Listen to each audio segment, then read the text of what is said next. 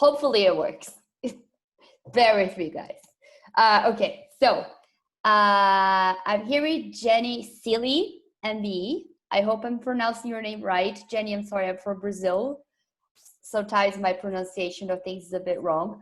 And she is the Artistic Director and CEO of Graeae Theatre Company, which aims to place deaf and disabled artists center stage. And Jenny has been Graeae's Artistic Director since '97. She has also won the Liberty Human Rights Arts Award, which is super exciting. And she has tons of directing credits. And I personally got to know Graeae in 2016, I think, when I saw The Solid Life of Sugar Water. And that was my first ever introduction to Graeae. And I was obsessed. I told everybody that I know in Brazil, because I was a theater producer in Brazil, and I had never seen something like that, which really considered every single sort of audience to a play. And the play was so incredibly beautiful. You know, it was amazing. I bought the book. I told everyone to watch it. I was obsessed. I was talking about it nonstop. And I think to this day in London, it's been one of my favorite plays I've ever seen. So great work. I didn't direct that one though. Oh, yeah, I know. Sorry. But it's your company still, no? My company, and my very, very, very, very wonderful Amit Sharma directed that. Yes. Yeah. So I was just obsessed. And I didn't know what Graeae was when I went to see it. I just went because, you know, I always wanted to go see some art, some theater, and I like that it was at a smaller stage or something at the National Theatre. Someone said it had done well in Edinburgh Fringe, and I was like, okay, I'll go see. And I didn't know anything, and then I didn't realize that the actors were all disabled until part of it. I was like, oh no, they're like, this is I don't know. I was obsessed. It was amazing. They were such good actors. I didn't know the whole company was made with that as its core. So I'm super excited to have you here to tell us more about that. So Jenny, I think it would be nice to know what, if you've always been interested in theater and the arts, or if not, when did that start to develop for you? Oh, I mean, I think it's been quite well documented, but I became deaf when I was 7. I banged my head on a table. My friend pushed me, but I carried on doing ballet because my teacher said it's fine, it doesn't matter that I can't hear the music, I just follow the dancer in front. And so that's what I always have done. And so I loved ballet. I loved it because it took me away from school, because school was hell. Absolute hell, not being able to hear. You know, nobody teaches you how to be deaf. So I was just like, oh, okay, well, I'm deaf. I've got to sort out the solutions myself. No support, nothing.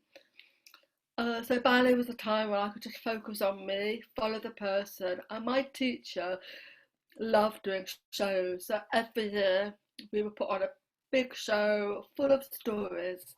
So that really fueled my love of visual storytelling, which is fantastic. When I decided to shift from being an actor into being a director, everything Nora Morrison taught me just came back. And I still channel her daily, I think. So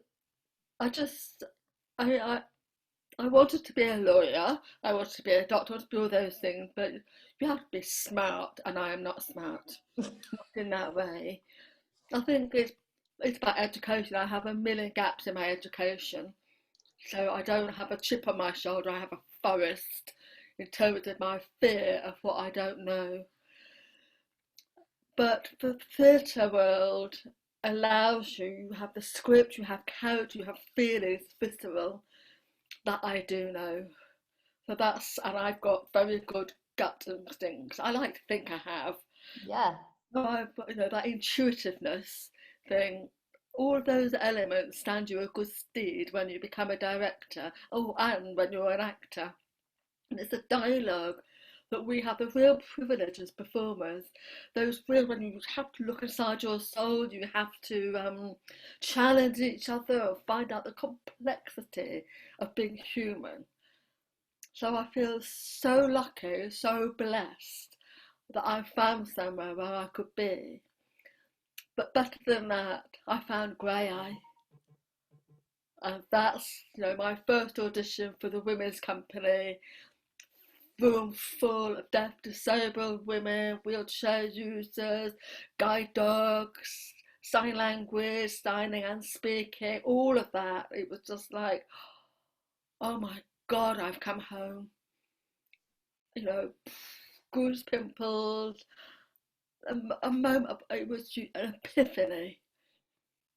So, not everyone finds their clan. I found mine, to which I thank you. Very long amazing. I love that. No, I don't want anyone to hear my voice on this podcast. It's all about everyone else that I'm interviewing, although I do talk a lot. So Jenny, how did you end up becoming the artistic director? Oh goodness, how did that happen? Thank God it happened, because I wouldn't have. It's the one thing that fills me with happiness that I am the artistic director of Graeae, and it's something that I never had that great big ambition to be an artistic director. I was an actor, and I needed enough money to always have coffee. I like posh coffee. Don't do instant, sorry, but my posh Me coffee, too. my beer, back that my fags. And always needed to know I had enough for my rent. And it was when I was pregnant, and I suddenly thought, oh, it's going to be difficult being a jobbing actor with a small baby. Not impossible. Many women do it, but I just couldn't get my head around how to do it. And then there was this job advert for a trainee director for Interplay Theatre in Leeds.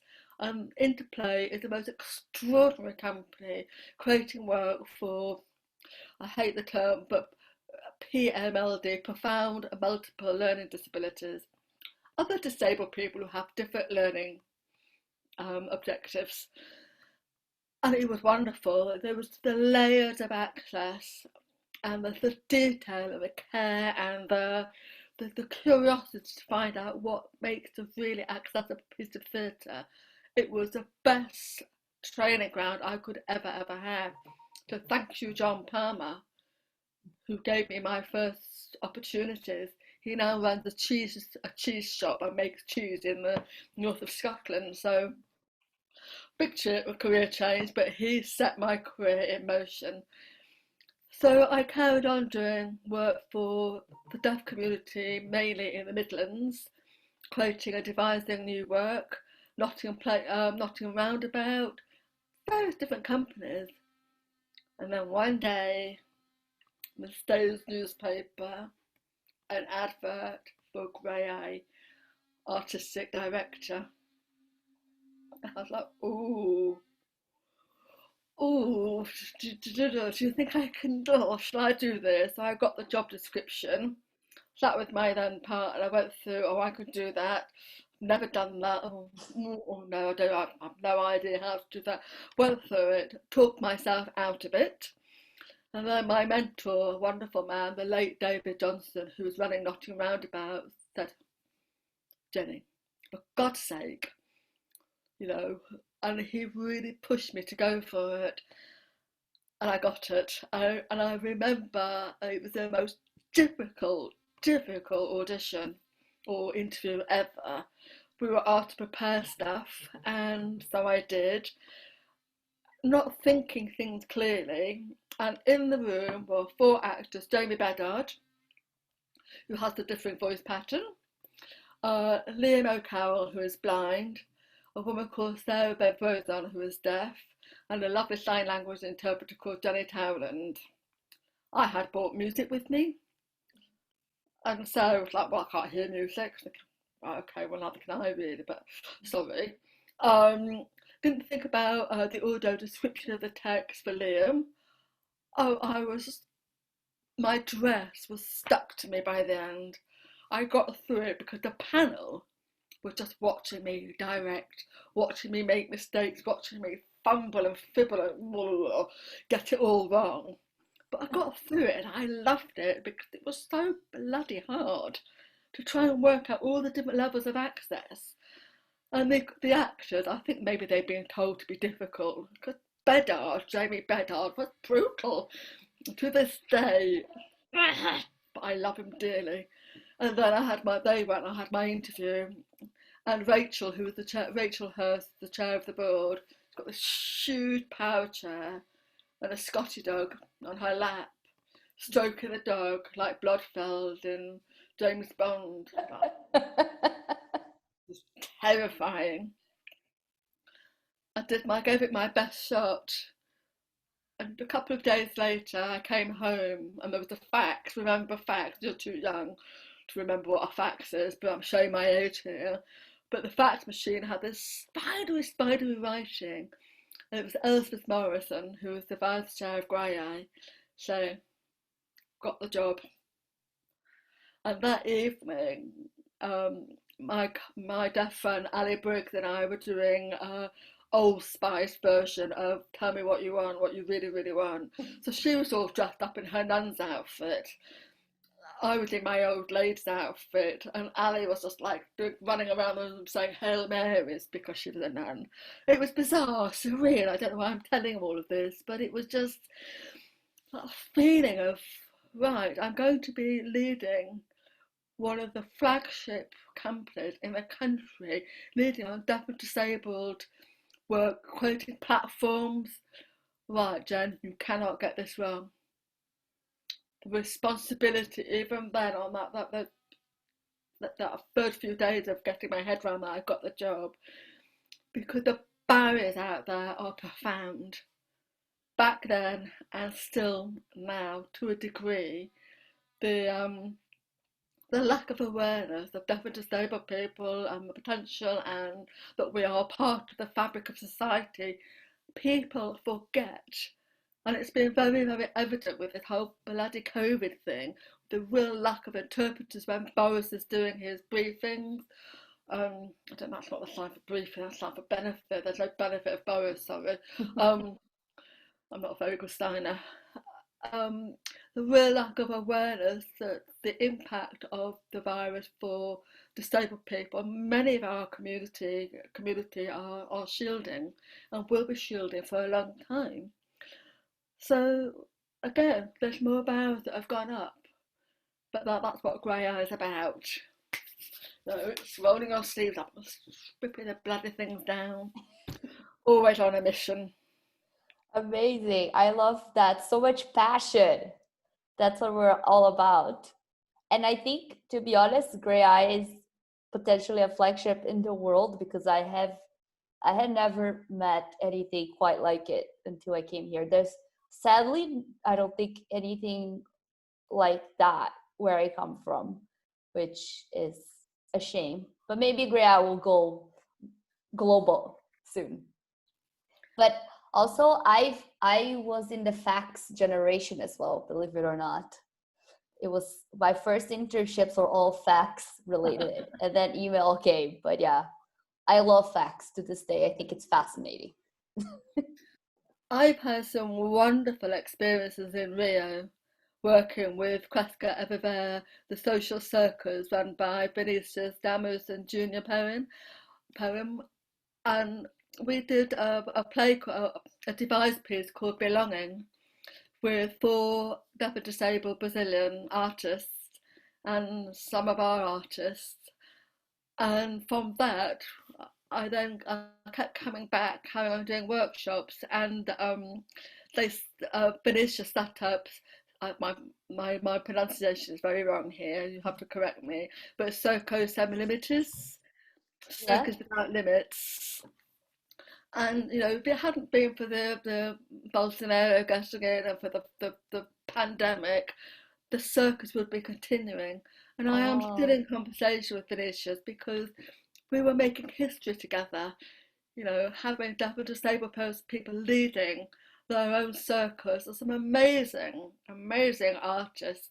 Sarah, who's a blind aerialist, another blind acrobatics, Viviani, wheelchair dancer, Marcus deaf.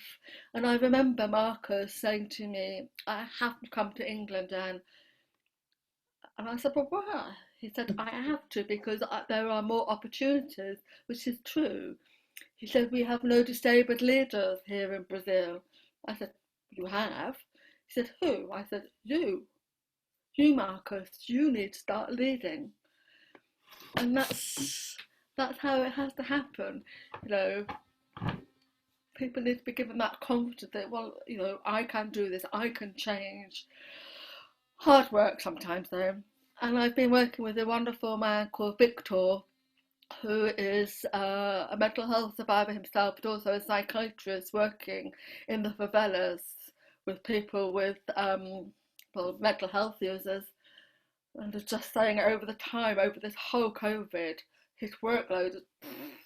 So we've created, with Victor, with two disabled South African women, there's a disabled man in Copenhagen, and me, we created the Living Declaration, which is a response to COVID about the demand for physicians in particular to just be aware of the wholeness of a disabled person.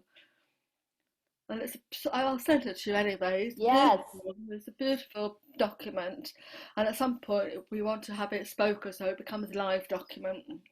Amazing. All around the house, you're going to have to edit me a lot on this, sorry. No, we'll keep everything. I love all of that. It's good that people know what's going on. But I also really interested, I have lots of follow-up questions after everything that you said, but one thing that I'm interested about is this mentor you mentioned that helped you, you know, that kind of pushed you to get the job. Is this someone that you've met throughout your life and then just got close to? Was it like a formal mentoring relationship?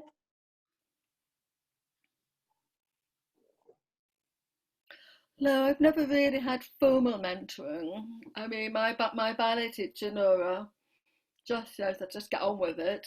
Marilyn Church, when I was at sixth form, no, I'll just get on with it. And oh right, Jenny, as an actor, you're going to have to learn all of your own lines and all of the others, so you could cue yourself in. You know, create a structure with the team that, you know, just put your hands behind your ears. Oh, that's my cue to come in with that line. So I developed all of that, and that I still use that till this day. When you see a Graeae show, especially if you've got a deaf and blind actress in, there are so many things in and around behind the scenes that are in the air that only the team know. So, and I love that, and it's so intricate. But what it means is the team have to operate as a whole. They are an ensemble. Boom. They cannot go outside of that, veer outside of it, think, oh, I'm going to have my moment now, because no, you can't, because other people relied on that accuracy. And it's so yes, I'm not answering your question. I have been surrounded all my life by extraordinary people. I can't, you know, a wonderful partner for many, many years. I have interpreters in the room that are they are diamonds. That, you know, their opinions, their delivery, their access, and their team spirit. I have an amazing team at Graeae, and a lot of the time in life we really don't know. But the bravest thing we can do is to say, I haven't got a clue. Help. And I've got better at that because there's an awful lot I don't know. And when you have a team of actors, everyone starts with that blank sheet. You get to that point when you're just about to go into rehearsal and you're doing some prep and you're reading the script and the words just go boom, boom, boom, boom, boom. I can't read the script anymore. So I always go to my first day rehearsal and think, I don't know what I'm doing here. And it's the actors, the creative team around, it's your interpreters, the access support workers, everyone. put us in, and then you stir the broth together, and then the cake rises. I'm mixing my metaphors massively here. But it's there. I have very good friends. Who's my main mentor at the moment? Jude Kelly has been an amazing support, and I am eternally grateful to her. When this whole COVID thing came about, she started dragging me to all these Zooms that back in the day I would not have been allowed to be at the table. I really wouldn't, Zoom with people that I always think of the high end of the theatre world. They're up there with the gods, I'm down there with the devil. But so I've been on these Zooms, they terrify me, and I sit very quietly, but it's been a process of listening and being made the extraordinary brains that are out there, and listen to people's creativity. And then she's invited me some smaller Zooms where people really open up and allow themselves to be vulnerable. And so I'm very grateful to her. And then over the last few years, I suppose Bradley Hemmings is my darling or friend, who he and I did the co-directed the opening ceremony of the Paralympics together. And our conversations are like nothing else. I mean, they really are extraordinary. Funny, and I learn a lot from him. And I could go to him when I'm just like really stuck. We've got shortcuts, I guess, and I think everyone needs someone in their life where they have a shortcut. Yeah, and I've been very lucky. I've got one interpreter called Jenny Draper, who I've done some of my big travels with, and another one, Jude Mann, who's travelled with me a lot. Vicky and I have been away a few times, haven't we, Vic? Yeah. And so when you have that closeness and those, being on a plane for 15 hours with someone, you get to know them very well. So I've just been lucky. But you've also, I guess, got better at what you said, asking for support, right? Which is something that, from my experience with I Like Networking, a lot of our community struggles with this imposter syndrome, and also with the confidence to go and ask for things, which is for some reason, and there's lots of studies about it, something that seems to achieve or impact much more women than the men. So it's interesting to hear how you overcame all of that. Oh, I mean, I think I'm plagued with the imposter syndrome. I mean, I only know about 4 Shakespeare plays. This is terrible for an artistic director. I don't really understand Shakespeare. I feel really stupid when it comes to Shakespeare. But the ones I do know, I love, and I have directed them. But I constantly feel like an imposter, and I think there's some things around this whole COVID thing, on some of the Zooms or the WhatsApp groups I'm in, of how incredibly quick people are to respond to everything and how their brain works strategically. And I've been there at the beginning, and then I've slowly just had to take myself as a listener, but on the periphery, because they're too fast for me. But I do know that, and I know that I get there in the end. I've just got a different pace from everyone else. I mean, I do get so upset with myself when I feel such a fraud, because but I think there's a lot of directors that do. No one teaches you how to be a director. It's one of those real jobs you really learn you learn on the floor. Yes, and I think the thing around this is called networking, isn't it? The thing that I did learn about networking was do your homework. And I remember giving this advice to Paula Garfield, who's a director. Said, I'll go and see a play, and if it's not captured or signed, I think, number one, why am I going? Number two, oh, it's press night.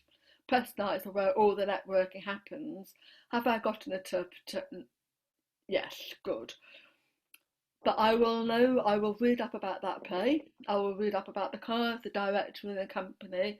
I will know who the people I want to go talk to. And if I haven't got an interpreter, I would say, Isabel, what was your decision around casting so-and-so in that particular part and the design element? Go in there with a question. So you give the context. So the answer, you have some reasonable success of being able to lip read some of the reply. Okay. You know what I mean? Because you've set the context. You know it's going to be about the set design or an actor. And that really helps. And I still do that a lot. And then I'll say, okay, well, you've got to go to talk to other people, so I'll be in touch. But at least I've made myself present and known to that person. But mostly I am lucky that I have interpreters with me, so I don't have to go anywhere on my own, which is a good thing, because I never have to go anywhere on my own, but a bad thing, because when I do have to go on my own, I have to really put my armour on and find my resilience and my coping strategies and put them all back in, ready to be used. But I remember when Jenny and I was invited to 10 Downing Street when Blair was in power, and because I had an interpreter with me, it was full of suits. I mean, real white male stale. I cannot tell you how horrendous it was. But Jen and I just talked to each other. But this woman then finally came over. She said, I didn't want to come over because you two looked like you were having such a good conversation. And I wondered whether sometimes people feel they can't approach me if I'm having a conversation with my interpreter. But then this woman came and joined us. We had maybe a few too many to drink, and it was just this little powerhouse of 3 women against all those suits. It was a great evening, actually. But interesting learning, really. That's really good advice. I love that. And I think that the whole getting yourself in that armor is a universal sort of feeling for a lot of people, for most women going out, and especially if you're going to network or an important event, it can be super difficult. But I also would like you to tell us, well, part of I Like Networking is that we talk about careers in a very easy way. So I think a lot of times people read job applications and they don't really know what that means or what people actually do. And I think a lot of barriers can come to applying for jobs is also around that. So it would be super nice to hear about what is it that you do as an artistic director. I know it's a lot of things, but what are some things that were very important for you to learn that you didn't know already, and what is more or less some of the responsibilities you have? I do not have a clue what it means. I think it's the art, and you direct the art. That is a simple question of it. I think it's about being in and around other creative minds and finding out what's out there, what excites us, what interests us, what we think the challenges are, what we think, where are the gaps, and then together thinking about what is going to be a programme that we will put out over the next 1, 2, 3 years. So that all gets mapped out. I suppose my job as the artistic director is to look at how all those different projects, how we roll them out into the landscape. It's always about finding new talent, one of my favourite things. Casting, another favourite. God, I love it. And with Graeae, it's always about what's the challenge of how do we bring in the aesthetics of accessing to the work and developing new writers. So, and what is our creative learning programme for 5-year-olds up to 95-year-olds, where where can we have a platform everywhere?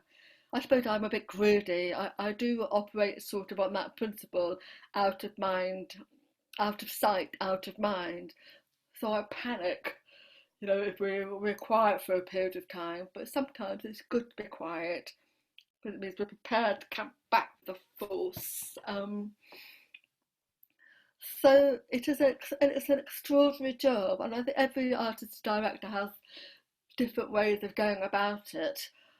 I'm sure my team would say I'm a bit slapdash, which is what my mother always used to say to me. It's a great word, isn't it? Slapdash. Slapdash, ad hoc. I hate the word strategic. I don't actually know what it means, but I think that's part of my job, to be strategic. And the fact that I've been here for 23 years means somewhere along the line I've put some strategies in place, so I'm still here and the work is still happening. And the wealth of talent that we have, oh my God, all these writers and new artists bubbling through. What I would like is shed loads more money so that I could create all the work with all the people who want to be creating work. Oh, but it can't always be about money. But right this moment in time, it is. Yeah, sadly. But I assume you really like directing the plays as well. So is it difficult for you to work with other directors? Do you decide like a quota, like, oh, I'll direct one play a year, or like three? Is this more of an enjoyable, situation where you can collaborate with them? Well, I've worked a lot with assistant directors, but then those assistants have become the Amit Sharmas of this world, who now is the Deputy Artistic Director at Birmingham Rep. He left me. Yeah. But yes, miss him to this day. And then Nikki Wilding was my assistant on A Blood Wedding in Dundee and The House of Bernarda Alba at Manchester Royal Exchange. And then she got the one of the regional arts directors bursary things at the Royal Exchange. So she's now Graeae's associate. She's coming up and up and up. I've co-directed with Pete Rowe 2 or 3 times, and we had words. We didn't always agree. But actually we found a way of working. I can be, even sometimes with Bradley, be intimidated by men, especially clever men. And I've got this horrendous unconscious bias thing, or no, it's actually very conscious. If someone says they went to Cambridge or Oxford, then they're right. Even if I know in my heart of that bit of script or whatever it is wrong, because of where they were educated, they are right. I need to get over myself with that. So I have to find my way when I'm co-directing. It is harder, but with Bradley and I and Pete Rowe and I, we then realised that we had to play to our strengths. Peter's brilliant at scheduling and the language of stuff. I had different visual ideas, and I could lead that bit, he could lead that bit. You find your rhythm, and we've been lucky to be able to do it more than once. And the learning is huge, actually. So, all massively grateful for having that space, that time. And the result was amazing. Threepenny Opera in particular was extraordinary. Um, yeah, I have work to do on myself in terms of the feeling of being intimidated. It's ridiculous. But it's there.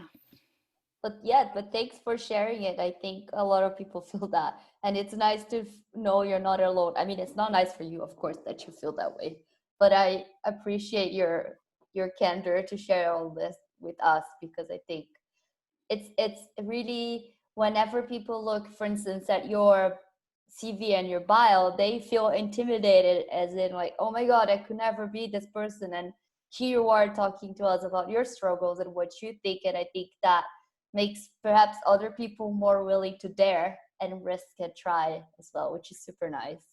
And that's what we would like to see, right? We want more different people in culture, making better culture. So I mean, that's what I would like, at least.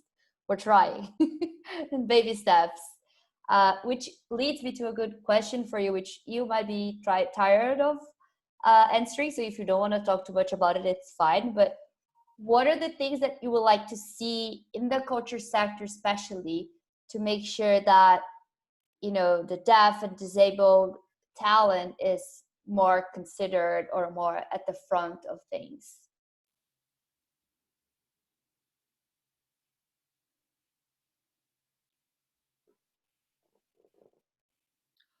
Sorry, could you repeat that question? Yeah, I missed it sort of. So, Isabel, do you mind saying it again? yeah, Sorry. yeah, yeah. So yes, if I wanted to know if, well, what are the things that you would like the sector, the culture sector at large, that you would like them to do or initiate to make disabled talent more at the front of things? Well, it's a very, very simple thing. Think about deaf and disabled people when you're casting. Even if it's not a deaf role or a wheelchair user role or a blind person role, think about us in your casting and give us those opportunities.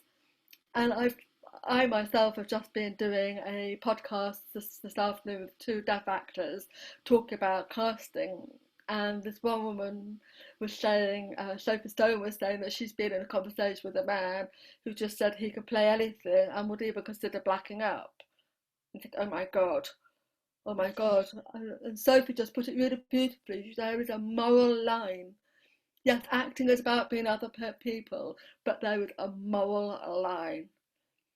And a part of that moral line is that we want, where there are deaf characters or a character who's a wheelchair user, please can we be cast in those roles, because at the moment there is no parity.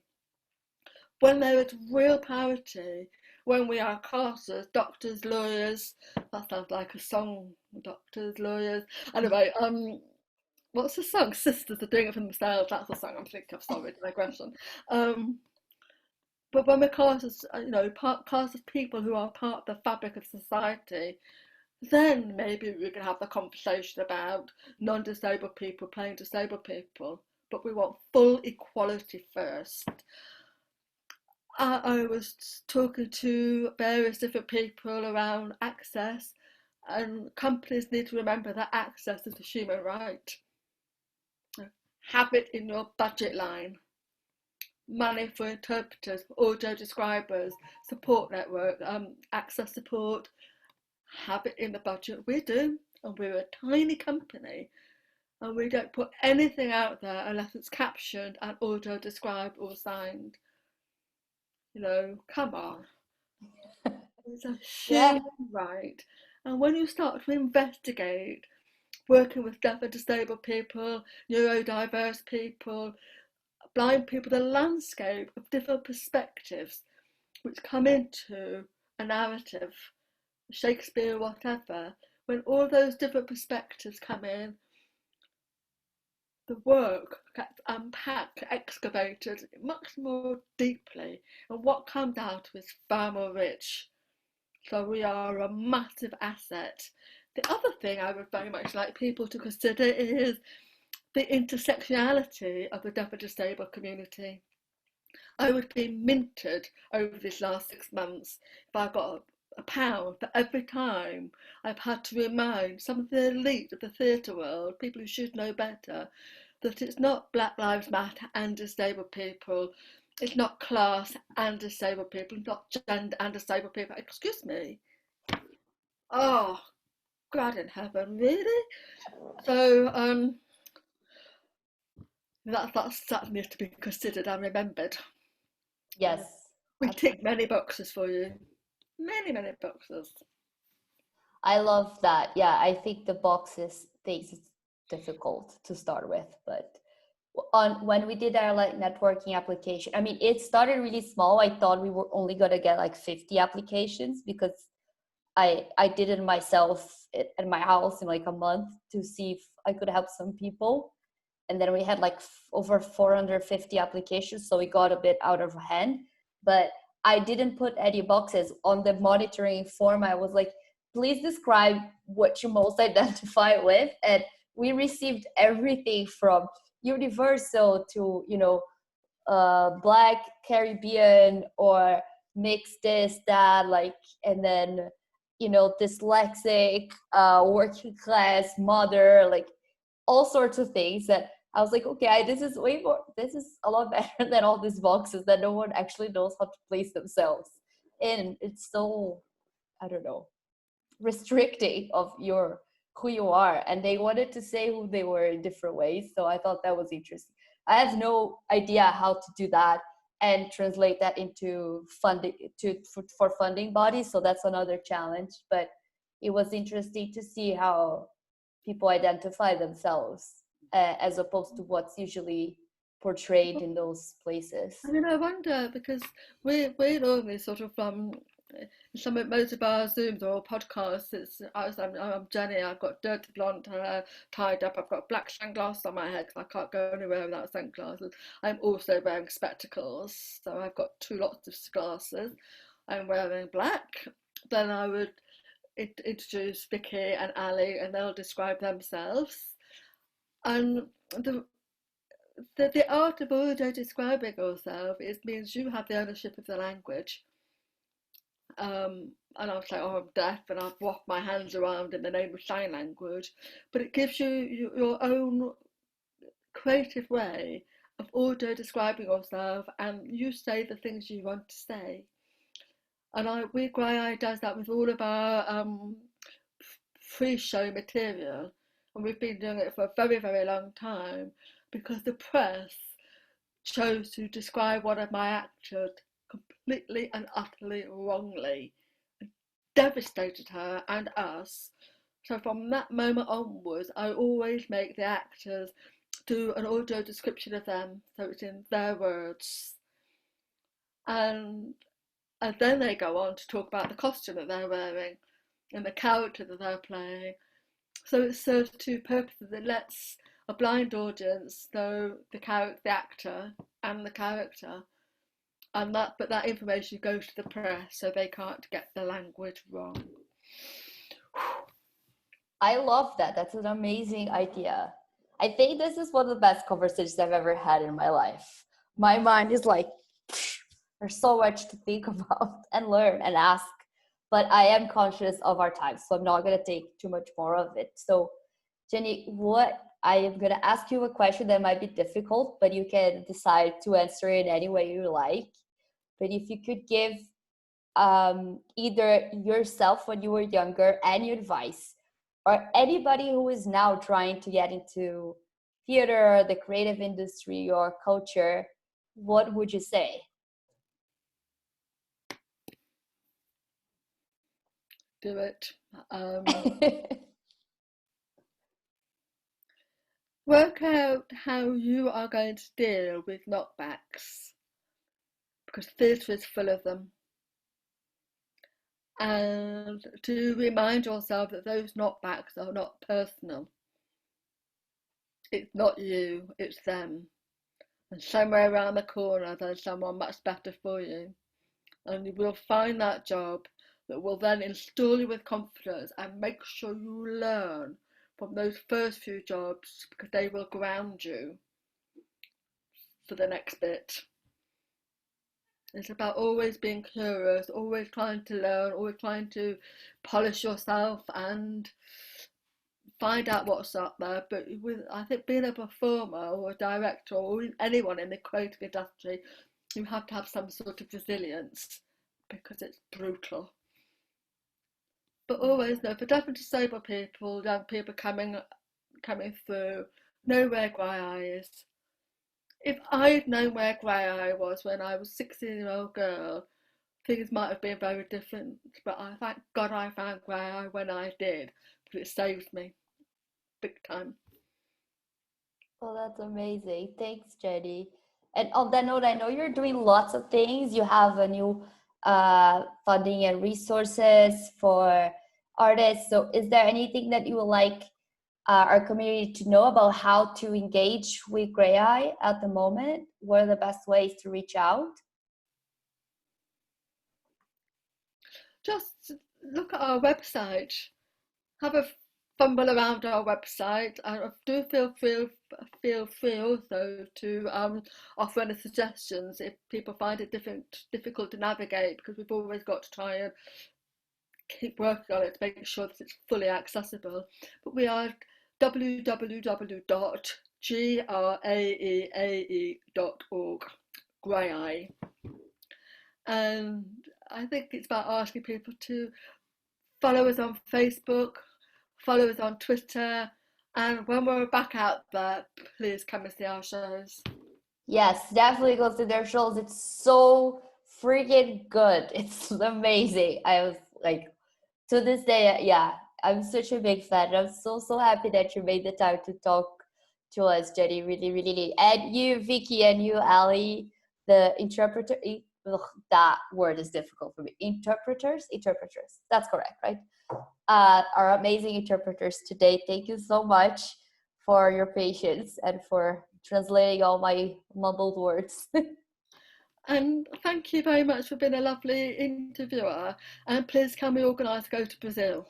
Yes, let's do it. I'm gonna email back with ideas and let's figure this out. Let's take that monster who's in power and make something better.